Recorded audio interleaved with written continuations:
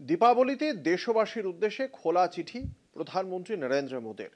ওই চিঠিতে আবেগে ভাসলেন প্রধানমন্ত্রী। অপারেশন সিঁদুর থেকে মাওবাদী দমন সবই রয়েছে চিঠিতে। বিশ্বের তৃতীয় বৃহত্তম অর্থনৈতিক শক্তি হবে ভারত, সগর্বে বললেন নরেন্দ্র মোদী। দীপাবলিতে দেশবাসীর উদ্দেশ্যে এক খোলা চিঠিতে আবেগে ভাসলেন প্রধানমন্ত্রী নরেন্দ্র মোদী। অপারেশন সিঁদুরের শৌর্য থেকে শুরু করে মাওবাদী দমন, স্বদেশি পণ্য ব্যবহার থেকে দেশের অর্থনৈতিক অগ্রগতির কথাই চিঠির ছত্রে ছত্রে বলেছেন মোদী। অযোধ্যায় রাম মন্দির নির্মাণের পর এবছর দ্বিতীয় দীপাবলি। সেই কথা মনে করিয়ে নরেন্দ্র মোদী লিখেছেন, অন্যায়ের বিরুদ্ধে লড়াই করার জন্য সাহস যোগান ভগবান রাম। তারই জীবন্ত দৃষ্টান্ত ভারত পেয়েছে সিঁদুর অভিযানের সময়। ভারত অন্যায়ের প্রতিশোধ নিয়েছে, অন্যায়ের প্রতিশোধ নেওয়ার সাহস জুগিয়েছেন রাম। মাওবাদকে গোড়া থেকে নির্মূল করা সম্ভব হয়েছে। অনেককে হিংসার পথ থেকে সরিয়ে এনে জীবনের মূল স্রোতে ফেরানোয় সাফল্য পেয়েছি।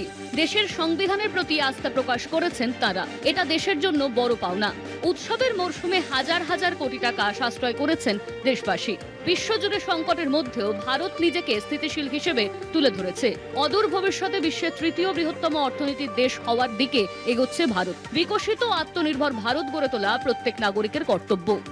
চিঠির শেষের দিকে প্রধানমন্ত্রী নরেন্দ্র মোদীর উদ্যত আহ্বান, আসুন আমরা ভারতের প্রতিটি ভাষাকে সম্মান করি। দীপাবলির আলো হোক নতুন ভারতের আলোকবর্তিকা। কলকাতা টিভি।